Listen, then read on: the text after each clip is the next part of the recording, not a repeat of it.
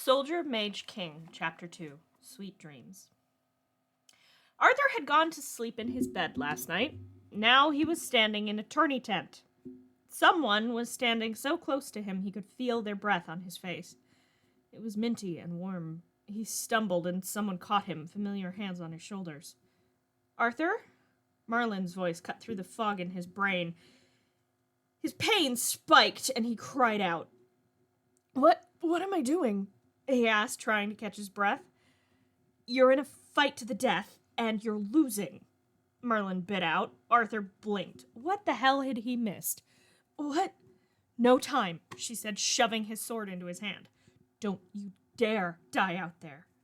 She had to practically shove him out of the tent. He barely noticed how much her hands were shaking, especially when he saw that for some reason he was fighting King Olaf. The decision to spare Olaf when Arthur won earned Arthur a rare smile from his father, but the beaming pride from Merlin somehow meant more. Gaius dragged him off to the physician's chambers, and Merlin trailed behind them. When they got there, and Arthur pulled off his shirt to have Gaius check on his ribs, Gaius began to explain what had happened. Wait, I've been dosed with a love potion? I don't remember that. I remember the feast, but not much after. Everything's a blur. It was Trickler. He did everything to make sure you and Lady Vivian were caught, Merlin said, and Arthur blanched. Lady Vivian? That would be why the duel was with her father, yes, Gaius pointed out, dabbing a poultice on Arthur's broken ribs. But I feel nothing for Lady Vivian. I think she's a stuck-up, spoiled brat, Arthur said, glancing at Merlin when she snorted. Bit like you, then, she said, handing Gaius a clean roll of bandages. How did you two manage to snap me out of it?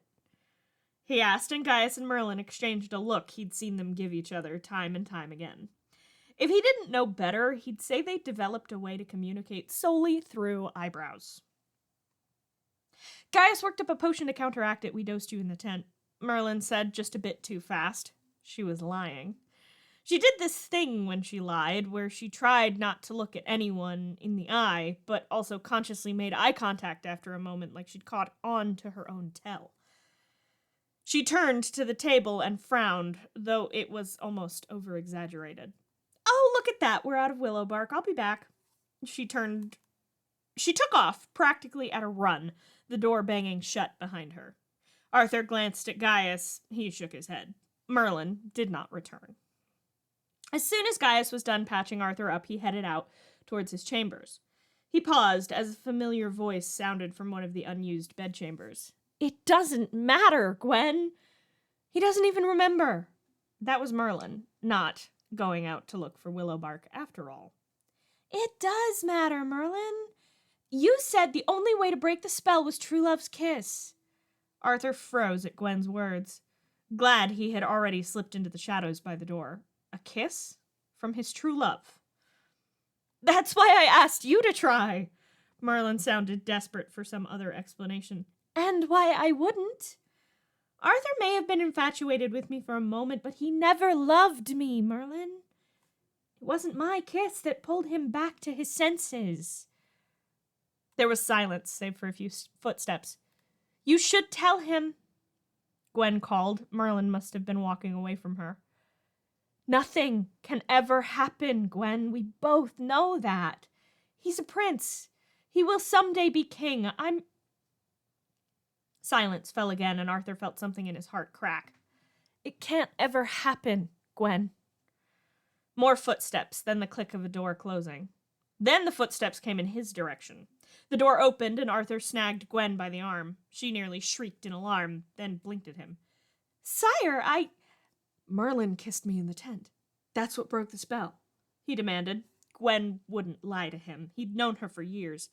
She stuttered for a moment, then nodded. Arthur released her, the barest memory of soft lips brushing his own, swimming into his mind. It had to have been quick, barely a brush of contact, but it had been enough. Gwen squared her shoulders. I know you're a noble man, Arthur.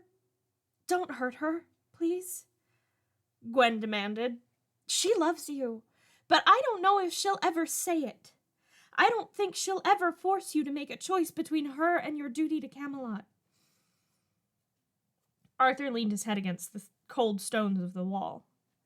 Maybe someday that won't be a problem, he muttered, and Gwen beamed. Arthur nodded to her and made his way back to his chambers. He wouldn't push her. If Merlin wanted to pretend nothing had happened, he would pretend not to remember until the time was right. As he laid down that night, he gently brushed his thumb over his lips, remembering the gleam of hope and something more in crystalline blue eyes.